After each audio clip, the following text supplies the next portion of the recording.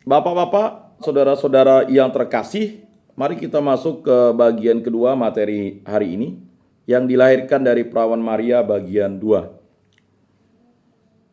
Perlu dipahami bahwa cerita-cerita tentang masa muda Yohanes Pembaptis dan Yesus dibentuk menurut contoh-contoh yang telah kita ketahui dari Perjanjian Lama yang sudah dipaparkan tadi. Dengan jelas kita dapat melihat garis-garis bentuk kesusastraan yang sama. Sudah pada tempatnya kalau tafsiran tidak diberikan atas cara yang berbeda. Hal itu berlaku bagi riwayat pendahuluan Yohanes Pembaptis. Bisa dibaca di Injil Lukas, bab 1 ayat 5-15 dan ayat 57-80.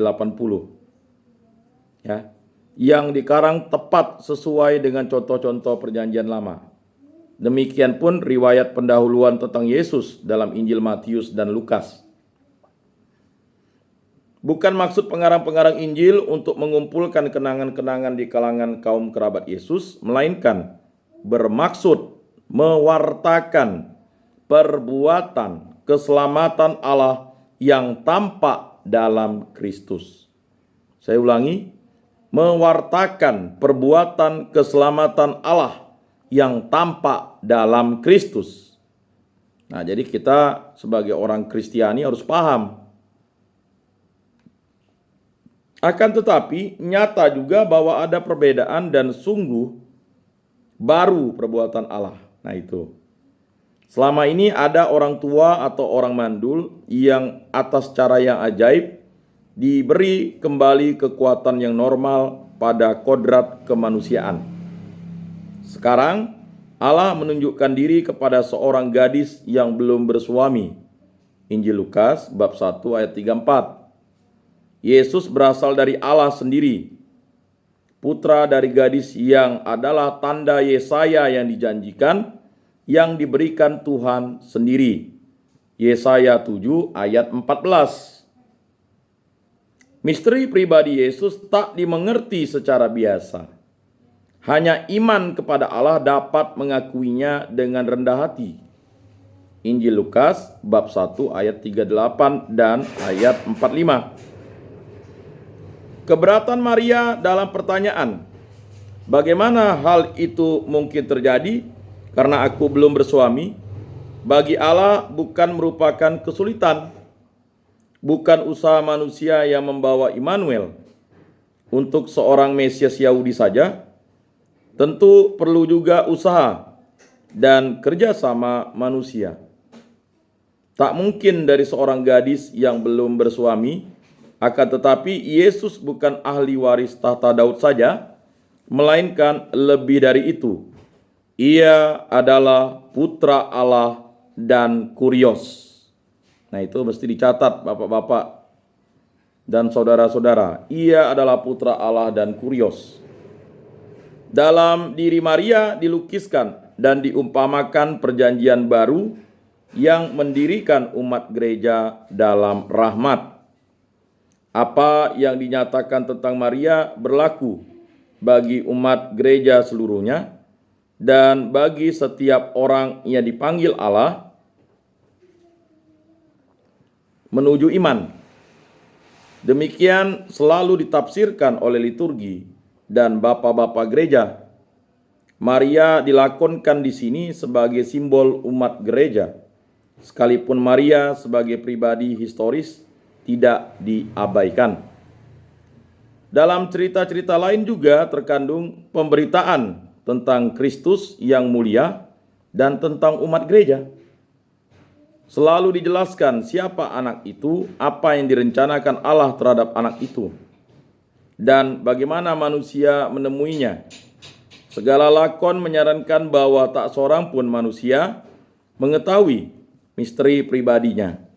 Bahkan orang tuanya pun tidak mengetahuinya. Oleh Allah sendiri misteri itu dinyatakan. Baru diketahui lewat pernyataan dari surga kepada para gembala Bethlehem. Kita bisa baca di Injil Lukas bab 2 ayat 10-14. Dengan sabda Nabi yang diilhamkan Roh, Injil Lukas bab 2 ayat 25-38, dengan kesaksian kitab suci yang memaksa orang Yahudi mengakuinya, biarpun mereka tidak percaya. Injil Matius bab 2 ayat 4-6. Akhirnya, dengan pernyataan Yesus tentang dirinya sendiri dalam Injil Lukas bab 2 ayat 49. Bapak-bapak, saudara-saudara yang terkasih, demikian kita mengerti maksud bentuk cerita-cerita itu. Dapat terjadi bahwa suatu keterangan psikologis tidak masuk akal. Kalau cerita-cerita tentang kabar malaikat kepada Maria dan kepada Yosef dianggap sebagai kejadian historis dalam arti modern, apakah mereka kemudian dilupakan? Kabar malaikat jauh lebih jelas dan terang menyatakan asal-usul anak itu dengan sifat ilahinya daripada warta kepada para gembala Bethlehem. Malahan ucapan Simeon dan Hana tidak masuk akal pula bahwa kemudian Maria dan Yosef tidak mengerti akan pernyataan Yesus tentang dirinya dalam kanisah ketika ia berumur 12 tahun. Kita bisa baca di Injil Lukas bab 2 ayat 50. Sesudah semua kabar yang jelas dari malaikat. Kalau kita mengerti bahwa Lukas di dalam diri Yosef dan Maria hendak melukiskan juga semua pendengar sabda Injil, maka tampaklah kepada kita maksudnya.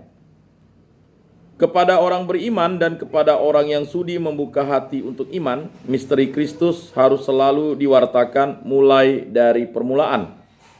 Kita bisa baca di Injil Lukas bab 1 ayat 3. Mereka heran tentang apa yang dinyatakan oleh gembala-gembala. Injil Lukas bab 2 ayat 18 dan oleh Simeon. Injil Lukas bab 2 ayat 33. Para pendengar Injil belum juga mengerti bahwa Yesus harus berada di dalam rumah Bapanya. Injil Lukas bab 2 ayat 49 sampai 50. Dalam riwayat hidup Yesus sebagai anak tidak boleh kita mengerti psikologi orang tua Yesus, melainkan psikologi umat gereja beriman. Bapak-bapak, saudara-saudara yang terkasih, kekeliruan terjadi bila orang membaca teks hanya untuk ingin tahu sebagaimana ahli sejarah. Jadi saya ulangi lagi. Adalah kekeliruan terjadi bila orang membaca teks hanya untuk ingin tahu sebagaimana ahli sejarah. Biarpun bermaksud suci, hendak menyelidiki pikiran, perasaan, dan perbuatan Maria, secara historis saja dia sesungguhnya mencari sesuatu yang salah. Karena dia mencari hanya Maria dan Yesus yang historis dan tidak sampai pada Kristus iman. Seluruh sabda Allah tertuju kepada kita dalam arti pneumatis, yang artinya Kristus yang dimuliakan. Tentang peristiwa-peristiwa kehidupan umum Yesus sudah lama diterima oleh ahli-ahli eksegese, yakni bahwa bahan-bahan dari keempat Injil bukan dimaksudkan untuk mengarang suatu riwayat hidup historis, melainkan menyatakan keadaan Kristus yang telah bangkit dan yang hidup di dalam umat gereja. Nah, ini harus dipahami dengan benar-benar dan sungguh, bapak-bapak, saudara-saudara terkasih, sehingga kita memaknai Paskah itu adalah sesuatu yang luar biasa, ya, di mana Kristus yang telah bangkit dan yang hidup di dalam umat gereja. Yesus Kristus yang sekarang, Yesus Kristus yang dalam kredo diwartakan oleh gereja, juga dalam keempat Injil, juga dalam riwayat hidup anak Yesus Kristus, Tuhan atau Kurios. Kita dilahirkan dari perawan Maria yang menderita di bawah pemerintahan Pontius Pilatus, disalibkan, mati, dan dikuburkan. Pada hari ketiga bangkit, naik ke surga, duduk di sebelah kanan Bapa. Kristus itu yang hidup terus, yang mengajar terus. Nah itu, ya, yang telah menyelamatkan sakramen, ya, dalam umat gereja sekarang. Yesus Kristus yang sekarang itu diwartakan pula dalam cerita-cerita Natal. Panggungnya bukan pertama-tama di Nazaret, Bethlehem, atau Yerusalem, melainkan dalam diri umat gereja sekarang yang dilambangkan oleh Maria. Maria yang diwartakan dalam cerita-cerita Natal itu adalah umat gerejanya sendiri. Dalam diri umat gereja terjadilah pemberitaan oleh malaikat. Di dalam diri umat gereja, Kristus dilahirkan, dipersembahkan kepada Bapa. Disinilah harus dicari sehingga akan ditemui. Bapak-bapak, saudara-saudara yang terkasih, tafsiran riwayat hidup dalam kitab suci tersebut di atas bukan suatu alegori. Artinya bukan suatu pendapat perseorangan yang sewenang-wenang. Biarpun untuk meditasi suci, di sini juga hendak mewartakan misteri iman yang hanya dapat diterima dengan iman pula. Beberapa waktu dahulu, mungkin sekitar 2 sampai 1 tahun yang lalu, ada yang bertanya, apa itu misteri? Misteri itu adalah suatu rahasia yang hanya bisa diungkapkan oleh Allah sendiri. Ya.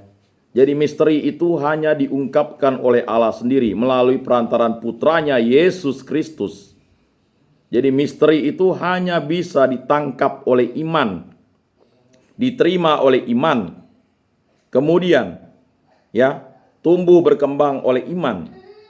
Maka sebagai pengikut Kristus, kalau kita ingin menerima Yesus sebagai Tuhan dan Juru Selamat, Putra Allah, Roh Kudus, Allah Bapa di surga, Allah Tritunggal yang Maha Kudus, kita menangkap itu sebagai suatu misteri yang diberitahukan kepada kita melalui perantaran awalnya perantaraannya dari pesuruh Allah, malaikat, lalu melalui ya orang-orang yang diberitahu malaikat, lalu misteri-misteri itu diungkapkan oleh para rasul, dan sampailah kita memegang misteri itu.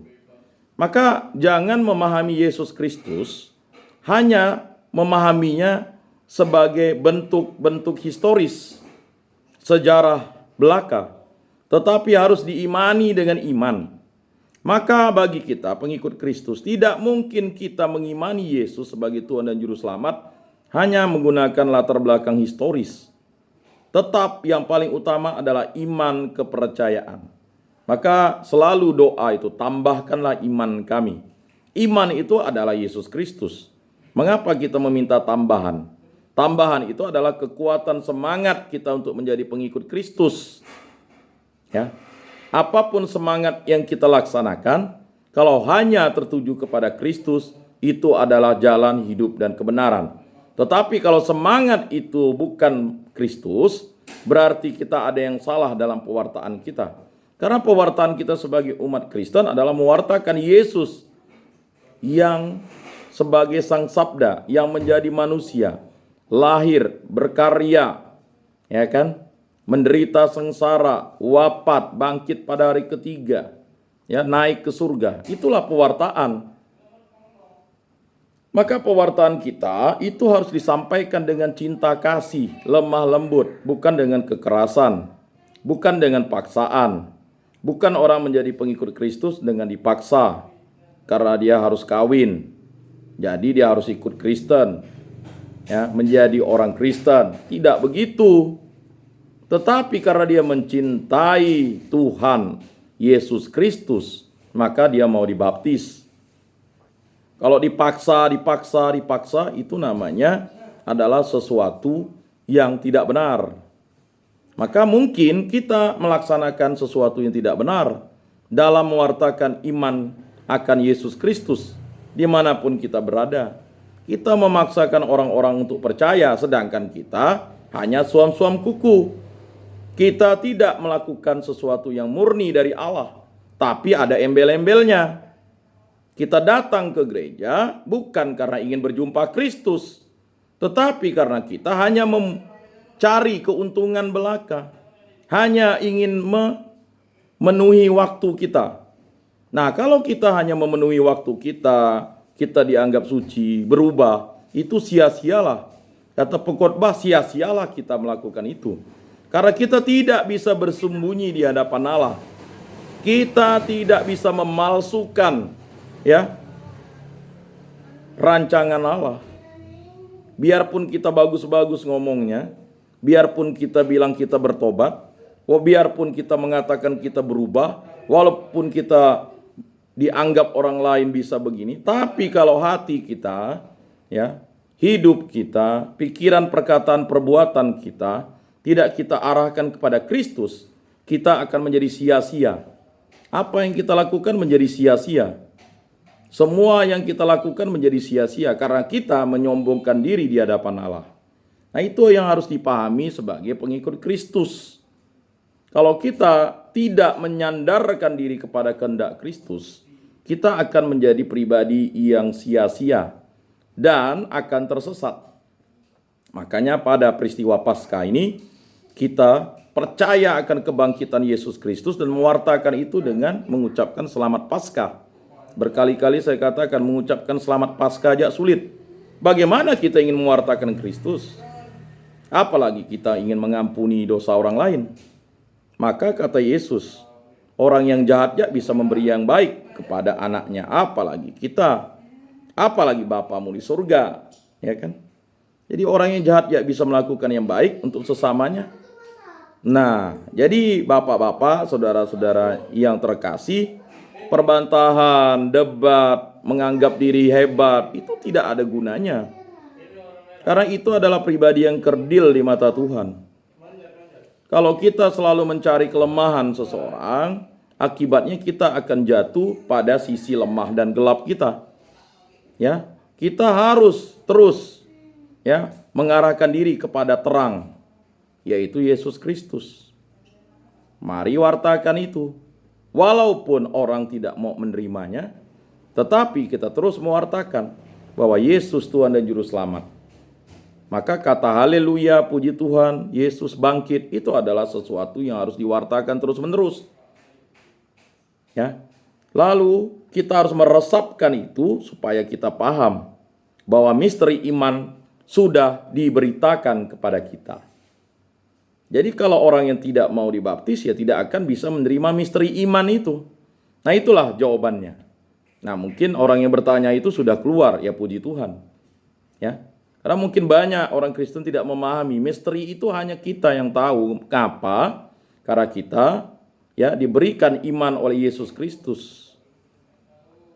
Kita menjadi pengikut Kristus bukan karena pastor, bukan karena pendeta, bukan karena orang tua, tetapi karena kehendak Allah, kehendak Kristus, kehendak Roh Kudus. Betul, alatnya adalah orang tua, pastor, pendeta, suster, bruder, guru agama. Tetapi justru karena kehendak Kristus kita bisa menjadi pengikut Kristus. Di muka bumi ini ada 9 miliar orang kurang lebih. Tetapi yang menjadi pengikut Kristus sekitar 2 miliar. Berarti masih banyak yang tidak menjadi pengikut Kristus. Mengapa? Karena kehendak Kristus tidak bisa dipecahkan oleh misteri iman lain. Haruslah misteri iman Kristiani, iman Kristen yang bisa mengungkapkan Allah Tritunggal yang Maha Kudus itu. Dan tidak bisa diungkapkan dengan cara yang biasa-biasa saja. Perlu rahmat Allah, kehendak Allah yang terjadi, fiat voluntas tua. Nah, bapak-bapak, saudara-saudara yang terkasih dalam Yesus Kristus, benar bahwa iman kita tidak terlepas dari dasar-dasar sejarah yang pasti. Tetapi harus diingat tentang maksud pemberitaan. Maksud pengarang dalam cerita anak ialah melukiskan suatu rencana tentang pribadi dan tugas dari pahlawan di masa depan. Sebagai fakta-fakta historis, cukup baginya pengalaman manusia yang umum, pembuahan waktu mengandung, kelahiran dan pemberian nama. Apa yang ditambahkan menyangkut hal-hal yang luar biasa dan penampakan yang ajaib, termasuk keterangan biologis, keterangan misteri. Demikianlah maksud bentuk kesusastraan itu dalam kitab suci. Sebab Allah hendak menerima pengertian sebagaimana dimaksudkan. Sebab itu umat beriman yang memandang misteri Natal dan liturgi gereja yang memuji misteri adalah benar kalau mereka melihat dalam cerita-cerita kitab suci itu lebih dari sekedar beberapa kenangan biografis yang diceritakan oleh Maria atau kaum kerabat lainnya kemudian. Kontemplasi dan liturgi menghubungkan lakon-lakon kitab suci itu dengan keadaan umat beriman dalam gereja sekarang. Itulah yang sungguh sesuai dengan maksud kitab suci. Penyelidikan sejarah secara modern di abad ke-19 hendak membedakan apakah cerita itu merupakan dokumen historis, ya, ataukah legenda. Akan tetapi pembedaan itu sama sekali tidak sesuai dengan karangan para penulis Injil. Mereka lupa bahwa tulisan-tulisan Injil adalah suara dari umat gereja, suara dari iman gereja. Sebab itu semua kejadian yang diwartakan dalam kitab suci terbuka bagi semua segi keyakinan umat gereja. Sebagai misal, dalam daftar-daftar keturunan, pandangan kita kembali kepada asal mula umat manusia dan asal mula bangsa terpilih, Israel. Kepada anak itu diramalkan suatu masa depan yang tidak berakhir, Injil Lukas bab 1 ayat 33. Kelahiran Yesus dimaksudkan bagi seluruh lingkaran bumi, Injil Lukas bab 2 ayat 1, dan menentukan peredaran bintang, Injil Matius bab 2 ayat 2 dan ayat 9. Langit sendiri terbuka dan mewartakan zaman keselamatan yang baru, Injil Lukas bab 2 ayat 13 sampai 14. Bapak-bapak, saudara-saudara terkasih dalam Yesus Kristus, ya, cara demikian sangat jelas untuk menyatakan arti dan kepentingan Yesus dari Nazaret untuk seluruh dunia. Mungkin seorang kritikus akan menilai cerita-cerita itu sebagai legenda saja, sebagai dongeng. Bagi orang beriman, ini merupakan dokumen yang dapat dipercaya. Sekali lagi, bagi orang lain itu mungkin hanya legenda dan cerita saja. Tetapi bagi kita orang beriman, ini merupakan dokumen yang dapat dipercaya dari kebaikan dan kemuliaan Allah yang tampak kepada kita dalam Yesus Kristus. Nah, itulah materi kedua untuk hari ini.